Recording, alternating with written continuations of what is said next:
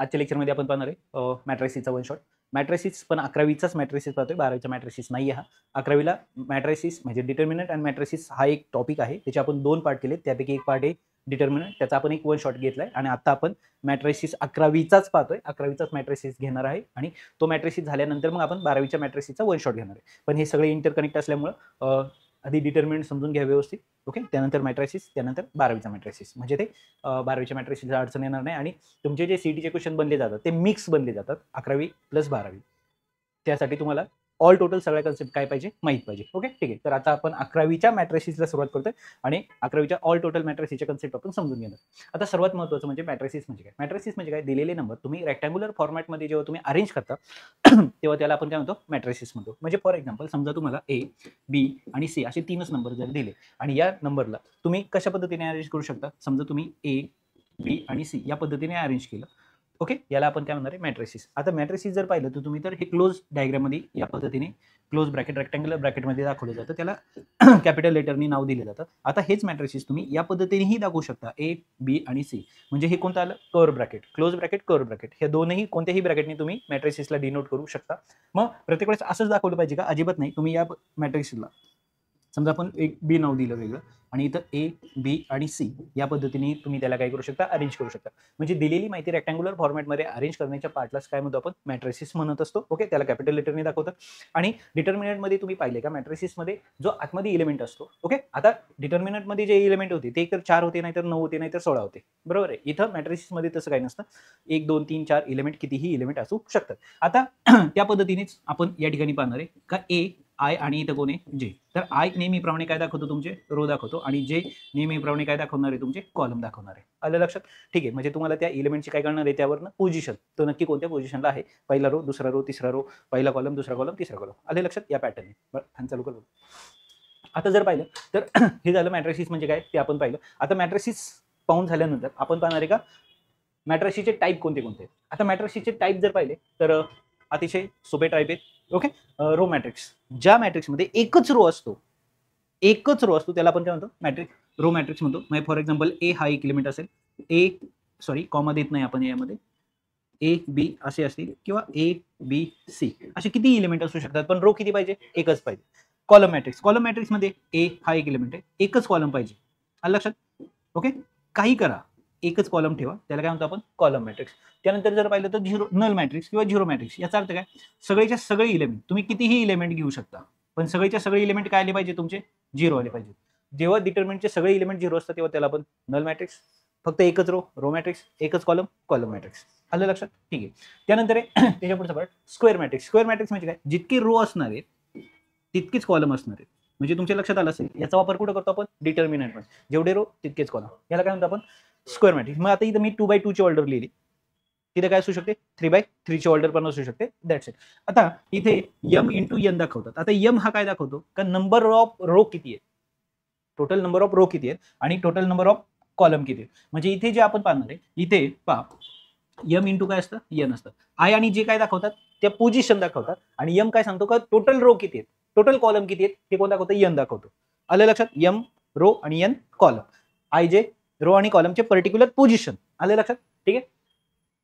त्यानंतर पाहतोय, इथं आलो आपण. त्यानंतर डायगोनल मॅट्रिक्स. डायगोनल मॅट्रिक्स म्हणजे काय, जेव्हा तुम्हाला एक स्क्वेअर मॅट्रिक्स दिला जातो आणि या स्क्वेअर मॅट्रिक्समध्ये जेव्हा फक्त डायगोनल मध्येच मेंबर असतात, बाकी कुठेच मेंबर नसतात. म्हणजे फॉर एक्झाम्पल ए आणि समजा इथं सी आहे आणि बाकीचे मेंबर काय, इथं झिरो. आता डायगोनल मॅट्रिक्स आपण कशाला म्हणतो, का डिटर्मिनंट मध्ये पाहिले जेव्हा आय आणि जे काय असतात, इक्वल असतात. म्हणजे 1 1 2 2 3 3. मग ही जी पोझिशन आहे, इथं पहिला रो पहिला कॉलम, पहिला रो पहिला कॉलम, दुसरा रो दुसरा कॉलम. लक्षात. म्हणजे हा जो आहे तुमचा, हा काय डायगोनल आहे. या डायगोनल मध्येच मेंबर असणं, बाकीचे सगळे मेंबर झिरो असणं, त्याला काय म्हणतो आपण, डायगोनल मॅट्रिक्स. आता स्केलर मॅट्रिक्स, ह्या डायगोनलचे मेंबर जे आहे ते सेम असणं, म्हणजे ए आणि ए, बाकीचे सगळे मेंबर काय असणं, झिरो असणं, त्याला काय म्हणतो आपण, स्केलर मॅट्रिक्स. म्हणजे फॉर एक्झाम्पल जर एक्झाम्पल पद्धतीने पाहायचं झालं तर 5 आणि 5 बाकीचे सगळे मेंबर काय आहेत, आपण झिरो. आता हे मी 2x2 ची ऑर्डर घेतो, हे सगळं लागू कशाला होतं, 3x3 च्या ऑर्डरला. त्यानंतर युनिट किंवा आयडेंटिटी मॅट्रिक्स. आता युनिट मॅट्रिक्स, आयडेंटिटी मॅट्रिक्स म्हणजे काय, हा जो मेंबर आहे कोणाचा, डायगोनलचा, हा जो डायगोनलचा मेंबर आहे हा 1 होणं, याला म्हणतो आपण युनिट मॅट्रिक्स. लक्षात आलं. म्हणजे इथं 1 0 0 1. ओके, म्हणजे हे काय असणार आहे, हे काय असणार आहे, स्क्वेअर मॅट्रिक्स आहेत खरं पाहायला गेलं तर. म्हणजे हे सगळे स्केलर असेल, डायगोनल असेल किंवा आयडेंटिटी असेल, हे सगळे कोणते मॅट्रिक्स आहेत, स्क्वेअर मॅट्रिक्स आहेत. आलं लक्षात? ठीक आहे. आता हे जर 3x3च्या ऑर्डरमध्ये जर पाहायचं झालं तर 1 0 0 0 1 0 0 0 1 म्हणजे डायगोनलचे जे मेंबर आहे ते 1 असणं, डायगोनलचे मेंबर सेम असणं म्हणजे स्केलर. डायगोनल मध्येच मेंबर असणं म्हणजे कोणतेही असू शकते. ओके, प्लस मायनस काही पण त्याला आपण डायगोनल. आलं लक्षात? या पद्धतीने त्याचे टाइप्स आहेत. त्यानंतर जर पुढे गेलो तर आपल्याला ट्रँग्युलर मॅट्रिक्स मिळतो. आता ट्रँग्युलर मॅट्रिक्स म्हणजे काय? आता हा जो एलिमेंट आहे A0 B C, आता इथे जर पाहिलं तर डायगोनलच्या खाली काय तयार झालं? एक ट्रँगल तयार झाला नंबरचा. ओके, हे जर तुम्हाला 3x3च्या ऑर्डरमध्ये पाहायचं झालं तर 1 या ठिकाणी समजा 0 0 2 3 0 4 5 6 एक डिटर्मिनंट पाहिलं. आता जर तुम्ही इथं पाहिलं तर ट्रँगलच्या कोणत्या बाजूला आहे? खालच्या साईडला काय तयार झालंय? नंबर आहे. पण ट्रँगलच्या ह्या मेन डायगोनल जो आहे, ह्या मेन डायगोनलच्या वरचे तीनही मेंबर काय आहेत? 0 आहेत. लक्षात? याला म्हणजे ट्रँग्युलर मॅट्रिक्स. मग आता प्रत्येक वेळेस असंच होतं का ट्रँगलच्या खाली नंबर येतात, ट्रँगलच्या वरचे सगळे 0 असतात? नाही. कधी खाली हे तीनही मेंबर काय होतात? 0 होऊ शकतात. मग जेव्हा ट्रँगलच्या वरचे मेंबर 0 असतात तेव्हा त्याला म्हणतो आपण लोअर ट्रँगल, कारण नंबरचा ट्रँगल हा खाली बांधला गेला आहे. बरोबर आहे? आणि जेव्हा ट्रँगलचे खालचे मेंबर 0 होतात तेव्हा ट्रँगल कुठे बनतो? वरती बनतो. म्हणजे त्याला काय म्हणतो आपण? Upper triangular. म्हणजे इथं काय होणार आहे? जेव्हा ट्रँगल म्हणजे ह्या मॅट्रिक्समध्ये ट्रँगल नंबरचा ट्रँगल वरती बनतो आणि हे मेंबर काय होतात? 0 होतात, तेव्हा त्याला काय म्हणतो आपण? Upper triangular. Upper triangular. आणि या मॅट्रिक्समध्ये जेव्हा ह्या डायगोनलच्या खाली ट्रँगल बनला जातो आणि बाकीचे सगळे मेंबर काय असतात? 0 असतात, तेव्हा त्याला काय म्हणतो आपण? Lower triangular. आलं लक्षात? तर हे काय ट्रँग्युलरचे टाइप आहेत, ट्रँग्युलर मॅट्रिक्स. त्यानंतर जर पाहिलं तर determinant of matrix. Determinant of matrix म्हणजे काय? अशी मॅट्रिक्स आहे ज्यांना आपण कशात कन्वर्ट करू शकतो? डिटर्मिनंट मध्ये कन्वर्ट करू शकतो. म्हणजे ऑब्व्हियसली हे कोणते मॅट्रिक्स असले पाहिजेत? स्क्वेअर मॅट्रिक्स असले पाहिजेत, कारण जेवढे रो तेवढेच काय पाहिजे? कॉलम पाहिजे. म्हणजे फॉर एक्झाम्पल इथे समजा तुम्हाला एक डिटर्मिनंट मॅट्रिक्स दिला 1 2 3 4. ओके, आणि या मॅट्रिक्सला तुम्हाला डिटर्मिनंट मध्ये कन्वर्ट करायला सांगितलं तर याला या पद्धतीने करायचं इज इक्वल टू फक्त उभ्या 2 लाईन त्याच्यात 1 2 3 4 झालं. ओके, त्यानंतर सिंग्युलर मॅट्रिक्स. दिलेल्या मॅट्रिक्सला जेव्हा तुम्ही डिटर्मिनंट मध्ये कन्वर्ट करता आणि डिटर्मिनंट मध्ये कन्वर्ट केल्यानंतर जर त्याची व्हॅल्यू 0 आली तरच तुम्ही त्याला काय म्हणणार आहे? Singular matrix. म्हणजे सिंग्युलर मॅट्रिक्सची डेफिनेशन काय? तुमच्या डिटर्मिनंटची व्हॅल्यू काय पाहिजे? 0 पाहिजे. म्हणजे कोणताही मॅट्रिक्स हा सिंग्युलर मॅट्रिक्स आहे का नाही हे जर तुम्हाला ठरवायचं असेल तर तुम्हाला काय करावं लागेल? पहिल्यांदा मॅट्रिक्स घ्यावं लागेल, त्या मॅट्रिक्सला तुम्हाला डिटर्मिनंट मध्ये आणावं लागेल, डिटर्मिनंटला सॉल्व्ह करावं लागेल.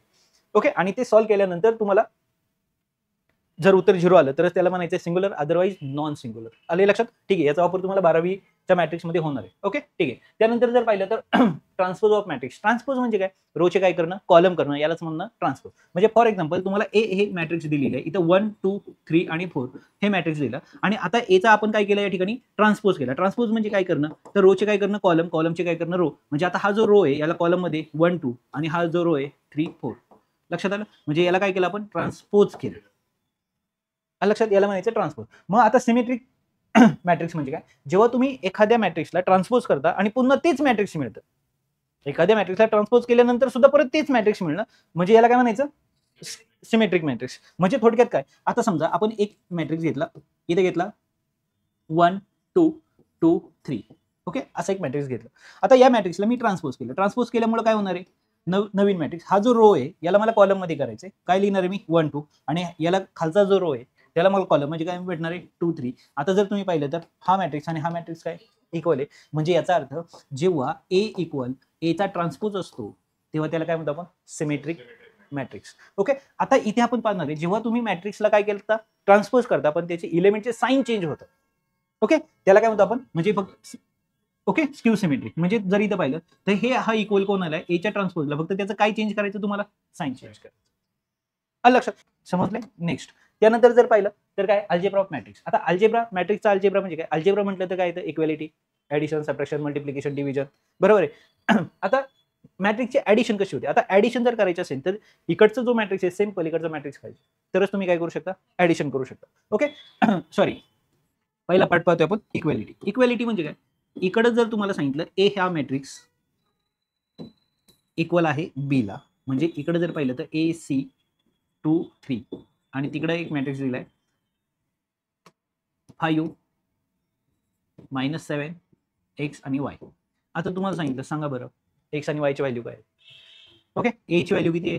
5. बी ची व्हॅल्यू किती आहे? -7. त्यानंतर जर पाहिलं तर एक्स ची व्हॅल्यू किती आहे? 2 आणि वाय ची व्हॅल्यू किती आहे? 3. That's called equality of matrix. म्हणजे प्रत्येक एलिमेंट काय असतो?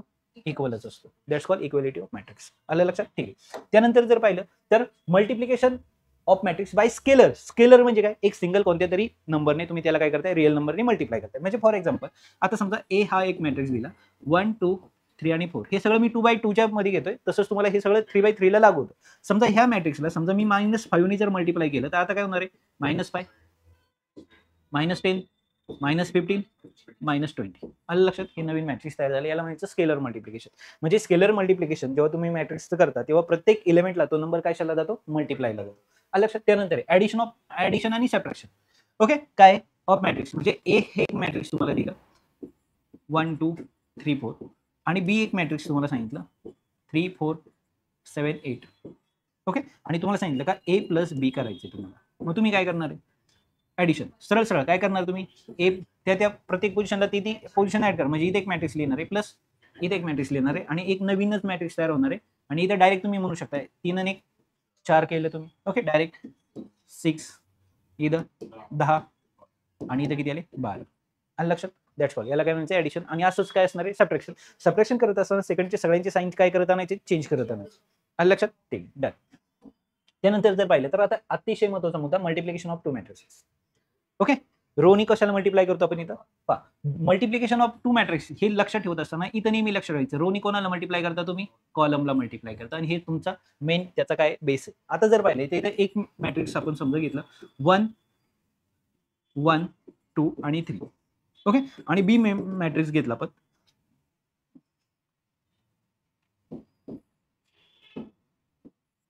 4 5 6. हे मॅट्रिक्स घेतलं. आता तुम्हाला सांगितलं का काय करायचं आपल्याला, ए इंटू बी करायचं. आता पहा, ए इंटू बी करत असताना ए एलिमेंटचे रो पाहिजेत. किती रो आहेत ए एलिमेंट मध्ये, रो एकच आहे. आणि पहा म्हणजे जे नवीन मॅट्रिक्स तयार होणार आहे त्याच्यात एकच रो असणार.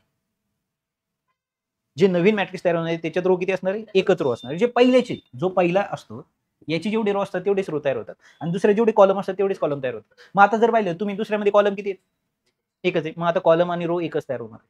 लक्षात. आता दुसरी गोष्ट महत्वाची म्हणजे एकच रो एकच कॉलम या पॅटर्नने इथं तयार होणार आहे. आता एक महत्वाचं सांगायचं का, मल्टिप्लिकेशन करत असताना नेहमी काय करायचं, रो उचलायचा, आडवा करायचा म्हणजे उभा करायचा आणि कॉलमवर सोडून द्यायचा. मग आता समजा मी हा रो उचलला, किती रो उचलले, एकच रो उचलला. हा रो उचलला आणि एका कॉलमवर सोडून दिला. आता हा रो मी असा उचलला आणि असा करून सोडून दिला, त्यामुळे मल्टिप्लायला कोणते कोणते एलिमेंट गेले, 1 कोणाला मल्टिप्लायला गेला 4 ला, 2 कोणाला गेला 5 ला आणि 3 कोणाला गेला, म्हणजे पहिल्या रोनी पहिल्याच कॉलमला मल्टिप्लाय केले. म्हणजे पोझिशन काय झाली त्यांची, पहिला रो पहिला कॉलम पहिलीच पोझिशन झाली. म्हणून ह्या सगळ्यांचं मल्टिप्लिकेशन एकाच जागी येणार.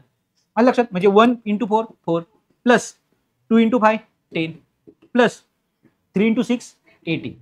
That's it. म्हणजे ए बी यांचं मल्टिप्लिकेशन जर तुम्ही पाहिलं तर ते काय आलं, 14 14 2 28 आणि 32 32. आलं लक्षात, समजलं. पण आता जर तुम्ही बारकाईने पाहिलं, ऑब्झर्व जर केलं, समजा आता आपण काय करूया, ए इंटू बी करून पाहिलं. आता बी इंटू जर ए केला, बी इंटू ए. ओके, आता बी मध्ये काय होतं, इथे काय होता 4 5 6. ओके, आणि बी कोण होता 1 2 3. आता जर तुम्ही पाहिलं, जेव्हा तुम्ही ए बी इंटू ए करताय, या दोनचं मल्टिप्लिकेशन करताय, आता बारकाईने पहा, पहिल्यात रो किती आहेत, रो किती आहेत 3 आहेत आणि दुसऱ्यात कॉलम किती आहेत 3 आहेत. म्हणजे आता इथे 3 रो 3 कॉलम तयार होणार. म्हणजे जेव्हा तुम्ही एबीचं केलं तेव्हा वेगळं उत्तर येते आणि बीए केल्यानंतर वेगळं उत्तर येते. आलं लक्षात. ठीक आहे, डन. पाहता म्हणजे या ठिकाणी आता पहिला रो तुम्ही उचलणार, पहिला रो उचलायचा आहे, पहिल्या कॉलमवर सोडायचा आहे. पहिला रो उचलला, पहिला रो मध्ये एकच एलिमेंट आहे, तो एलिमेंट उचलला पहिल्याच कॉलमवर टाकलाय, तिथं पण एकच आहे. म्हणजे 4 1 4 पोझिशन, पहिला रो पहिला कॉलम. आता ह्या 4 समजा मी 2 ला केलं, आता काय होणार आहे, रो पहिलाच आहे पण कॉलम मात्र दुसरा आहे. म्हणजे पोझिशन 4 2 8 दुसरीकडे गेली. आलं लक्षात. हे मल्टिप्लिकेशन सगळ्यात इम्पॉर्टंट, लक्ष ठेवून 4 2 8. आता हा 4 जेव्हा 3 ला जाईल, रो पहिलाच आहे पण कॉलम बदलत चाललाय आता. ओके, वाटल्यास जर तुम्हाला लक्षात नसेल राहत तर तुम्ही असंही या ठिकाणी लिहून घेऊ शकता, काय R1 R2 R3 C1 C2 C3. नंतर हे पुसून टाका. लक्षात. मग आता इथे 4 कोणाकडे गेला, 3 कडे. इथे किती आले 12. मग इथे आले 4, इथे आले 8, इथे आले 12. आता दुसरा रो कॉलम पहिला, दुसरा रो कॉलम पहिला, दुसरा रो कॉलम दुसरा, कॉलम तिसरा. लक्षात. म्हणजे आता 5 1 5 5 2 10 5 3 15. त्यानंतर 6 1 6 6 2 12 6 3 18. पहा तुम्हाला एक नवीन मॅट्रिक्स मिळाला. म्हणजे यावरनं तुमच्या एक लक्षात आलं काय, का A B is not equal B A. आणि ही महत्वाची सर्वात आयडेंटिटी आहे. लक्षात आलं, कळलं, ABBA. ओके ठीक आहे. हे काय शिकलो आपण, दोन मॅट्रिक्सचं काय केलं आपण, मल्टिप्लिकेशन. म्हणजे तुम्हाला इथं रिमार्क लक्षात ठेवायचं आहे काय, AB is not equal BA. आलं लक्षात, ठीक आहे. मग आता इथे जर लेफ्ट डिस्ट्रीब्युटिव्ह लॉ आणि राईट डिस्ट्रीब्युटिव्ह लॉ हा नक्की काय, एनी जर तुम्ही B प्लस C ला मल्टिप्लाय करताय तर काय होणार आहे, ए कोणाकडे जाणार आहे B कडे आणि ए कोणाकडे जाणार आहे C कडे, म्हणजे AB प्लस AC. डन, ठीक आहे. जेव्हा तुम्ही लेफ्ट लॉ करताय, राईट लॉ काय सांगतो, ए आता कोणाकडे जाणार, B कडे, म्हणजे BA प्लस CA. बदलायचं नाही, समजून जायचं नाही. जसं मॅथ्स मध्ये ऍक्ट होतो तसं इथं ऍक्ट होत नाही. रेग्युलर नंबर आणि मॅट्रिसेस ऍक्ट होत नाही मल्टिप्लिकेशन मध्ये. ओके ठीक आहे. त्यानंतर अजून काही तुम्हाला आयडेंटिटी लक्षात ठेवायची आणि महत्वाची आयडेंटिटी ज्याचा वापर आपल्याला 12वीला पण झालाय. ओके ठीक आहे. काय, जर तुम्ही ए ह्या मॅट्रिक्सला आय ने मल्टिप्लाय करत असाल, आय म्हणजे काय, unit identity matrix. Okay, identity unit matrix आपण ज्याला म्हणतो. जर तुम्ही आय ने मल्टिप्लाय करत असाल किंवा म्हणजे ए इंटू आय किंवा आय इंटू ए करत असाल तरी एच हे त्याचं आन्सर राहणार आहे. आता याचं एक छोटंसं एक्झाम्पल पाहूया आपण. समजा ए मॅट्रिक्स तुम्हाला दिला आपल्याला काय, 1 2 3 आणि 4 हा एक मॅट्रिक्स दिला. आता आय युनिट मॅट्रिक्स काय असतो नेहमी 2x2 च्या ऑर्डर मध्ये 1 0 0 1. आता हे जर 3x3 ची ऑर्डर असती तर इथं काय लिहिलं असतं आपण, म्हणजे हे मॅट्रिक्स काय असतं 1 0 0 0 1 0 0 0 1. हा तुमचा 3x3 चा युनिट आहे. लक्षात. मग जसं मॅथ्स मध्ये 1 चं काम करतो, आता समजा मॅथ्स मध्ये जर तुम्ही पाहिलं म्हणजे आपल्या रेग्युलर मॅथ्स मध्ये समजा मी 5 ला मल्टिप्लाय केलं, कशाने, 1 ने मल्टिप्लाय केलं तर मला काय उत्तर मिळतं, 5 मिळतं. तसं इथं ए ला जर तुम्ही आय ने मल्टिप्लाय करता तर परत एच मिळतं. कसं ते आपण एक्झाम्पल थ्रू पाहूया. आता आपण काय केलं, ए इंटू आय केलं. ए इंटू आय केल्यामुळे इथं कोण आला, ए मॅट्रिक्स 1 2 3 4 आणि इथं कोण आला 1 0 0 1. डन इथपर्यंत, ठीक आहे. आता मल्टिप्लिकेशन कसं होणार आहे, ओके आता कळलंय तुम्हाला, ते R1 R2 C1 C2 लिहित नाही. ओके, आता ह्या रोनी ह्या कॉलमला तुम्हाला मल्टिप्लाय करायचं. ओके, रो पाहिला, कॉलम पण पाहिला, म्हणजे आता कोण कोणाकडे मल्टिप्लाय जाणार, 1 1 कडे गेला आणि 2 0 0 कडे गेल्यामुळे काय झालं, 0 झालं. पहिली पोझिशन संपली, ठीक आहे. आता रो पाहिलाच, कॉलम दुसऱ्याकडे जाऊ आपण. आता 1 कोणाकडे गेला, 0 आणि 2 कोणाकडे गेला, 1. 2 1 2. आता रो दुसरा, म्हणजे आता आपण खाली जाणार, कॉलम पाहिलाच, 3 कोणाकडे गेला, 3 1 3 4 0 0. आता रो दुसरा, कॉलम पण दुसरा, म्हणजे काय येणार आहे 0 प्लस 4. म्हणजे आता इथं जर तुम्ही पाहिलं तर काय मॅट्रिक्स मिळालं तुम्हाला, 1 2 3 आणि 4. म्हणजे पुन्हा मला तेच मॅट्रिक्स मिळालं.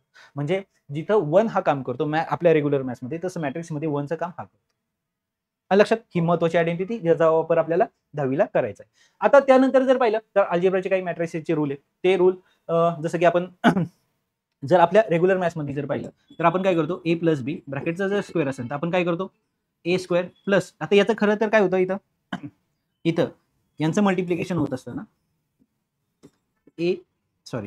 आपल्या स्मॉल एच्यात लिहूया, ए प्लस बी ब्रॅकेटचा स्क्वेअर, याचा अर्थ काय असतो, ए प्लस बी इंटू ए प्लस बी.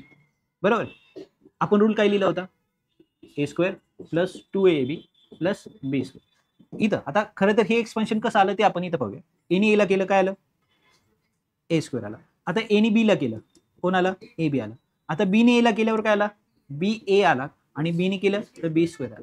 पण आपल्या मॅथ्स मध्ये आपण काय म्हणतो, ए स्क्वेअर प्लस ए बी आणि ए बी काय आलं 2ab, ओके, प्लस बी स्क्वेअर. पण हेच मॅट्रिक्स मध्ये होत नाही, कारण ए बी इथला ए बी आणि बी ए ह्या दोघांमध्ये फरक आहे, ते इक्वल नाहीये.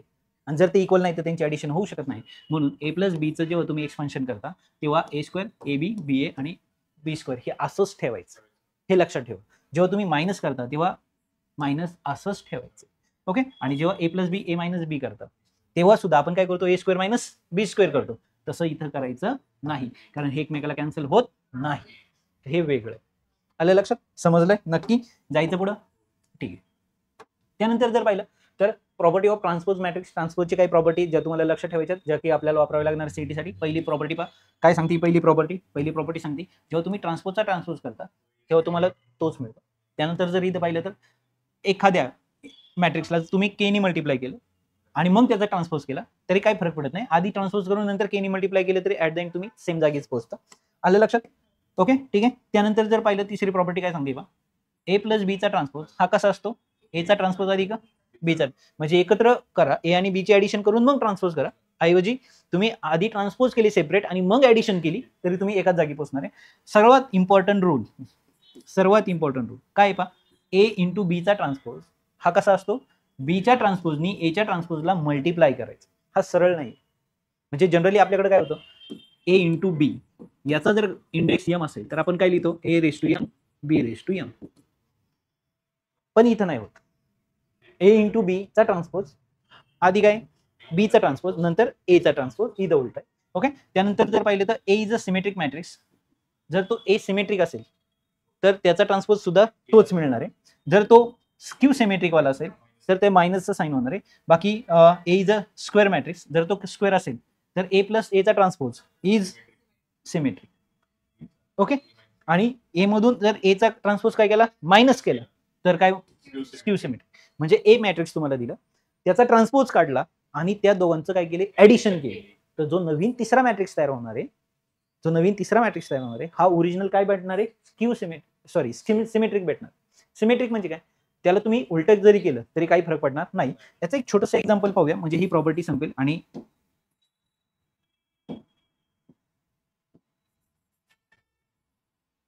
पाहूया. ठीक आहे. म्हणजे आता आपण ए हे मॅट्रिक्स घेतलं आणि ए मॅट्रिक्स 1 2 3 4 आपण याचं काय काढलं, आपण आता ट्रान्सपोज घेतलं. आता याचा ट्रान्सपोज काय येईल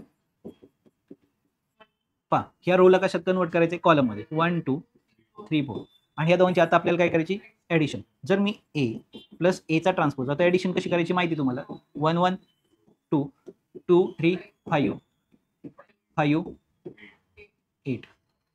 आता तुम्ही याचा काय केला, आता इथे तुम्हाला हा जो मिळाला आहे याचा आपण ट्रान्सपोज काढला, याचा ट्रान्सपोज केला. ओके. हा नवीन मिळाला ना आता तुम्हाला. याचा ट्रान्सपोज जर आपण केला, काय केलं, 2 5 5 8. तुम्ही पहा, तुम्हाला परत तोच मिळतो. म्हणजे जेव्हा तुम्ही मॅट्रिक्स आणि त्याच्या ट्रान्सपोजची ऍडिशन करता तेव्हा तुम्हाला इथं जो मिळतो तो सिमेट्रिक असतो. पण जर ह्या तुम्ही दोघांची काय केली, सबट्रॅक्शन केली, तर इथं जो नवीन मिळतो तो स्क्यू सिमेट्रिकचा असतो. आलं लक्षात. ठीक आहे, डन. त्यानंतर हे एक्झाम्पल तुम्हाला कसं विचारलं जातं, तुम्हाला एक हा मॅट्रिक्स दिलेला आहे आणि तुम्हाला सांगितलं काय करा, त्या मॅट्रिक्सला 2 ने मल्टिप्लाय करा. 2 ने मल्टिप्लाय करून झाल्यानंतर त्याचा काय करा, ट्रान्सपोज काढा. हा इक्वल आहे का पहा, कोणाला, आधी त्याचा ट्रान्सपोज करा मग 2 ने मल्टिप्लाय करा. हे तुम्हाला चेक करायचं. म्हणजे आता इथं पहिल्यांदा काय करणार तुम्ही, ए मॅट्रिक्स घेतला, हा मॅट्रिक्स लिहून काढला, याला कशाने मल्टिप्लाय केलं, 2 ने मल्टिप्लाय केलं. आणि नंतर 2 ने मल्टिप्लाय केल्यानंतर जो टोटल आला त्याचा तुम्ही काय काढला, ट्रान्सपोज काढला. ओके. याला काय म्हणा तुम्ही, 1. ओके. आता नंतर काय करणार आहे, ए घेतला, आधीच त्याचा ट्रान्सपोज केला आणि मग ए ट्रान्सपोज जो केलाय त्याला तुम्ही 2 ने मल्टिप्लाय केलं, याला तुम्ही 2 म्हणता. हे दोघंही काय असणार आहे, इक्वल असणार. हे चेक करायचं. आले लक्षात. ठीक आहे, डन. त्यानंतर शेवटचा पार्ट पहा, ट्रान्सपोज प्रॉपर्टीचा. हे पाहिले आताच आपण. मॅट्रिक्स मध्ये त्याचा ट्रान्सपोज मिळवला तर सिमेट्रिक मिळतो, मॅट्रिक्स मध्ये त्याचा ट्रान्सपोज मायनस केला तर स्क्यू सिमेट्रिक मिळतो.